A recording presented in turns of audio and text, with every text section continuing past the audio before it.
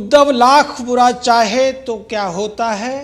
Court का हथौड़ा चलता है तो फिर रोता है। नमस्कार, मैं जनप्रता शिवम गौतम। और आज जिस तरीके से उद्धव सरकार, महाराष्ट्र सरकार पर कोर्ट की तरफ से हथौड़े चले हैं, सुप्रीम कोर्ट ने पहले लताड़ा अर्नब के केस में,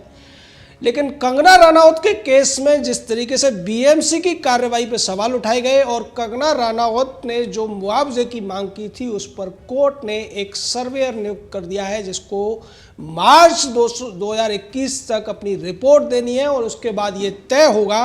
कि बीएमसी ने जो कार्रवाई बदनीयती से की थी, बदले के तौर पर की थी, उसका कितना हर्जाना कंगना रनौत को देना पड़ेगा। इस पूरे मामले में जिस तरीके से उद्धव ठाकरे, संजय राउत, शरद पवार, सोनिया एक्सपोज हुए, शरद पवार इस पूरे मामले पर चुप्पी साधे रहे, लेकिन एक बात कही थी कि जो कुछ हुआ है गलत हुआ है, और उसके बाद संजय राउत ने कहा था कि उसको सबक सिखाया गया है। इसी बात को मुद्दा बनाया था कंगना रनौत ने और अपनी याचिका में ये कहा था कि चूंकि उसने कुछ कमेंट किए थे राज्य सरकार के खिलाफ, उद्धव सरकार के खिलाफ, उद्धव ठाकरे के खिलाफ, उद्धव के बेटे के खिलाफ, संजय राउत के खिलाफ, इसलिए उसके खिलाफ ये बदनीयती की कार्रवाई की गई। लेकिन यहाँ बीएमसी पूरी तरीके से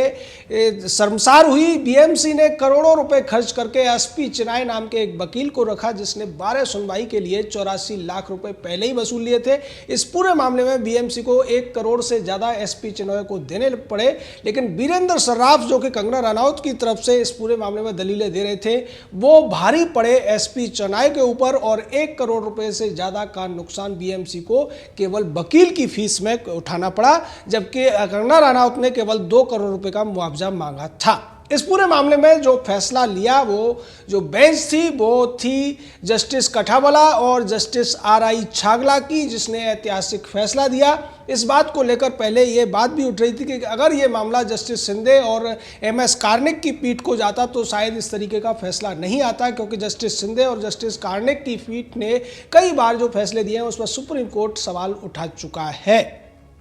यहां जिस तरीके से जस्टिस कठावाला ने सवाल उठाए थे बीएमसी के ऊपर और बीएमसी की बार बार क्लास लगाई गई थी, जब से ये मामला उठा था तभी से बार बार बीएमसी को, यानी कि बृहन मुंबई म्यूनिसिपल कॉर्पोरेशन को इसमें शर्मसार होना पड़ रहा था और इससे पल्ला झाड़ दिया था। उद्धव ठाकरे ने यह कह दिया था कि ये नगर पालिका का मामला है, मेरा इससे कोई लेना देना नहीं है, लेकिन सबको पता चल गया था कि यह मामला पूरी तरीके से शिवसेना की नाक का सवाल था। संजय राउत इस मामले में जिस तरीके के बयानबाजी कर रहा था, वो सवाल भी उठे थे। कंगना रनौत ने अपनी याचिका में संजय राउत द्वारा उसको गाली देने की बात को भी उठाया था और इस पर सफाई देनी पड़ी थी संजय राउत की तरफ से वकील को, और यह कहना पड़ा था कि उन्होंने ये बात नॉर्मली की थी, जिसको लेकर हरामखोर जो शब्द इस्तेमाल हुआ था उस पर जस्टिस कठावाला ने पूछा था कि क्या इस तरीके के शब्द जायज हैं और क्या इन शब्दों को बर्दाश्त किया जा सकता है। निश्चित तौर पर 9 सितंबर का ये मामला था। इसमें एक बात और कोर्ट की तरफ से की गई है और उन्होंने कहा है कि कंगना रनौत को आने वाले दिनों में अपनी जो टिप्पणियां हैं, अपनी जो भाषा है, उस पर संयम बरतने की जरूरत है। और इसकी बात सब लोग कर रहे थे। हालांकि कुछ बातों में कंगना रनौत की जुबान जो थी फिसली या फिर उसके शब्द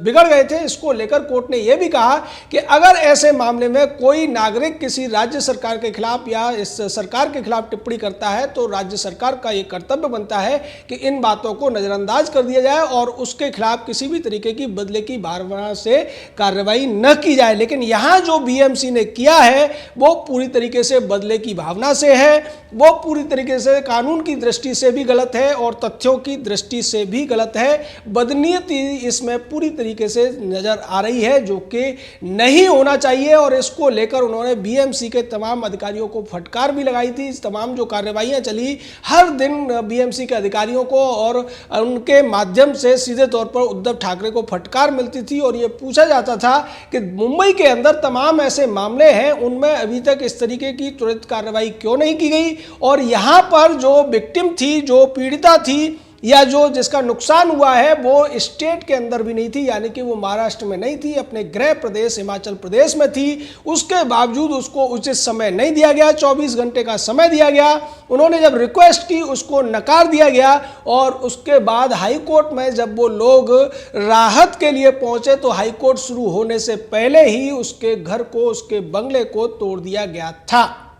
इसको लेकर एडवोकेट वीरेंद्र सर्राफ ने यह भी बताया कोर्ट को कि 40% तोड़फोड़ तो हाई कोर्ट द्वारा स्टे लगाए जाने से पहले ही कर दी गई थी। ये साफ तौर पर बदनीयती को दिखाता है, ये साफ तौर पर जो गलत नीयत थी महाराष्ट्र सरकार की, बीएमसी की, उसको दिखाता है। और इसीलिए कंगना रनौत ने इस पूरे मामले में 2 करोड़ रुपए के मुआवजे की मांग की थी। निश्चित तौर पर यहाँ पे और भी कई सारी गलतियां बीएमसी ने की थी। पंचनामा बनाने की बात पर भी सवाल उठे थे कि पंचनामा जो बनाया गया था वो भी गलत तरीके से था, उसकी वीडियोग्राफी नहीं की गई थी। और जो दावा किया था बीएमसी की तरफ से एसपी चिनाई ने कि वहां पर निर्माण कार्य चल रहा था, इसको लेकर भी कोर्ट ने यह कहा कि निर्माण कार्य तो बहुत पहले से हो गया था और पहले से बीएमसी इस मामले में आंखें बंद करके बैठी थी। लेकिन जैसे ही राजनीतिक तौर पर कंगना रनौत को निशाना बनाने की बात सामने आई, बीएमसी त्वरित एक्शन लेती है और 24 घंटे के अंदर बिना कोर्ट के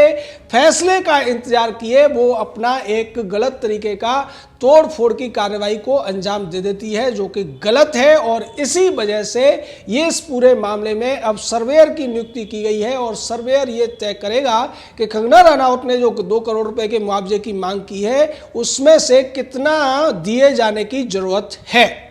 साथ में हाई कोर्ट ने कंगना रनौत को यह छूट दी है कि वो अपने बंगले में अब रहने लायक स्थिति पैदा करने का निर्माण कर सकती है और कोई भी अगर इरेगुलरिटी है, बीएमसी को आपत्ति है, तो उसके लिए वो उसको रेगुलराइज कराने की प्रक्रिया में भी जा सकते हैं। साथ में बीएमसी को स्पष्ट कर दिया गया है कि वो किसी भी हालत में कंगना रनौत के बंगले में अब कोई कार्रवाई नहीं करेगी। इसके अलावा इस फैसले में हाई कोर्ट ने एक और बड़ी बात कही है,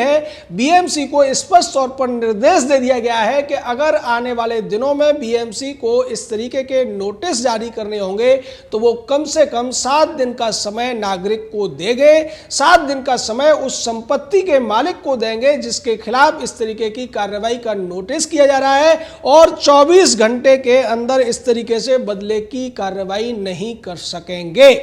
सीधे तौर पर इसी वजह से आज कंगना रनौत ने अपनी तरफ से इस पूरे मामले में धन्यवाद दिया उन सभी लोगों का जिन्होंने इस पूरे मामले में उसका साथ दिया था, धन्यवाद दिया कोर्ट का। और कंगना ने यह कहा कि उन सभी लोगों की जीत है जो इस तरीके के मामलों में फंसते हैं या इस तरीके के मामलों में उन्हें प्रताड़ित किया जाता है। निश्चित तौर पर कंगना के वजह से अब मुंबई में रहने वाले सभी लोगों के लिए ये एक अच्छा फैसला सामने आया है कि अगर उनके खिलाफ इस तरीके का कोई नोटिस पारित होता है तो बीएमसी या कोई भी नगर पालिका या कोई भी लोकल जो सिविक बॉडी होती है उसके खिलाफ त्वरित एक्शन नहीं ले सकती है। 7 दिन का समय कम से कम उस व्यक्ति को दिया जाएगा कि वो अपनी बात रखे, अपना स्पष्टीकरण दे और अगर वो रेगुलराइज कराना चाहता है तो रेगुलराइज करने के लिए जुर्माना वगैरह भरने की प्रक्रिया शुरू करे। इस तरीके से किसी भी व्यक्ति को न्यायिक अधिकार पाने से वंचित नहीं किया जाएगा, जैसा कि कंगना रनौत के मामले में किया गया। कोर्ट ने स्पष्ट कर दिया कि कंगना रनौत को जो उसके न्यायिक अधिकार थे उनको पाने से भी रोका गया और ये सब बदनीयती से हुआ था जिसके लिए बीएमसी जिम्मेदार है। हालांकि कानून की भाषा में ऑन द रिकॉर्ड जिम्मेदार तो बीएमसी है, लेकिन सब जानते हैं कि इसके लिए बीएमसी की जो मेयर है किशोरी पेडनेकर वही जिम्मेदार नहीं है बल्कि संजय राउत भी जिम्मेदार है, उद्धव ठाकरे भी जिम्मेदार है और उद्धव ठाकरे की सरकार को सहारा देने वाले, उसको नियंत्रित करने वाले, उसको चलाने वाले शरद और सोनिया भी जिम्मेदार हैं। यह सीधे तौर पर न केवल बीएमसी की हार है बल्कि उद्धव, शरद, सोनिया तीनों की हार है। यह पसोठाबाद की भी हार है जो पसोठाबाद उद्धव ठाकरे महाराष्ट्र में चला रहे हैं। ये जो पसोठाबाद है ये नए तरीके की तानाशाही है, नए तरीके का अत्याचार है, नए तरीके का एक ऐसा दंडात्मक सोच है जो नागरिकों के खिलाफ इस्तेमाल की जाती है और ये नाजीवाद, फांसीवाद से भी ज्यादा खतरनाक है क्योंकि ये पवार सोनिया ठाकरे बाद है। इसमें कोई भी अगर सरकार के खिलाफ बोलेगा उसका घर तोड़ दिया जाएगा, कोई भी बुजुर्ग अगर सरकार के खिलाफ कोई भी मैसेज फॉरवर्ड कर देगा उसकी पिटाई कर दी जाएगी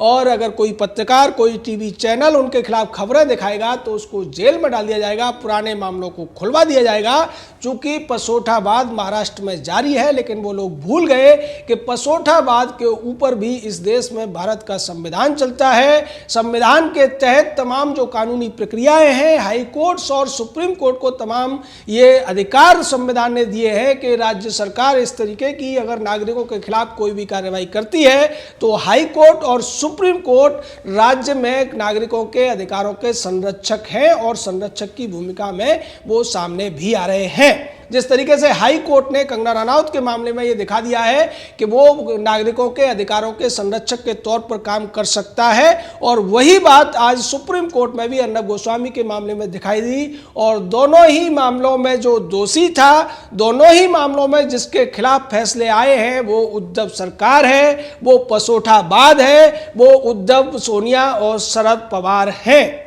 निश्चित तौर पर इन लोगों को अब अपना आत्म मंथन करना चाहिए, इन्हें अपने कुकर्मों के लिए जनता से माफ़ी मांगनी चाहिए, बीएमसी को माफ़ी मांगनी चाहिए, उद्धव ठाकरे को माफ़ी मांगनी चाहिए, सोनिया और शरद को माफ़ी मांगनी चाहिए जिन्होंने नागरिकों को निशाना बनाने की छूट उद्धव ठाकरे को दे रखी है, या फिर राज्य के तमाम जो प्रशासन है, जो पुलिस है, उसको इस तरीके के कामों में लगा रखा है कि जो भी महाराष्ट्र सरकार के खिलाफ आवाज़ उठाएगा, जो भी सवाल उठाएगा, जो भी न्याय की मांग करेगा, जो भी अधिकारों की मांग करेगा, उसके खिलाफ बदले की भावना के तहत बदनीयती से गलत तौर पर कार्रवाई की जाएगी, उसे प्रताड़ित किया जाएगा, उसका घर तोड़ा जाएगा, उसकी पिटाई की जाएगी या उसको गलत तरीके से हिरासत में रखा जाएगा। निश्चित तौर पर आज दो करारे झटके लगे हैं उद्धव सरकार को, दो करारे झटके लगे हैं पसोठाबाद को, उद्धव, सोनिया और शरद को आज कम से कम एक बार तो जनता से जरूर माफी मांग लेनी चाहिए, शायद जनता उनके पापों को कुछ माफ कर सके।